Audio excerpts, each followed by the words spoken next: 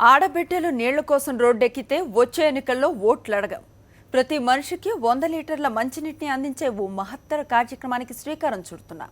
ఇది చేయలేకపోతే ఓట్ల కోసం రామంటూ గతేడాది సిద్దిపేట సభలో కేసీఆర్ అన్న మాటలు. అందుకు అనుగుణంగానే కేవలం 10 నెలల్లోనే తన సొంత నియోజకవర్గానికి స్వచ్ఛ నీరు అందించేందుకు పథకం ప్రారంభం కాబోతోంది. మిషన్ భగీరథ తొలి ఫలితాలను గజ్వేల్ నియోజకవర్గ వాసులకు అందించనున్నారు సీఎం కేసీఆర్. ఈ నెల 7న ప్రధాని మోదీ చేతుల మీదుగా ఈ పథకం ప్రారంభం కానుంది. ఈ నేపథ్యంలో అధికారులు పనులను వేగవంతం చేశారు.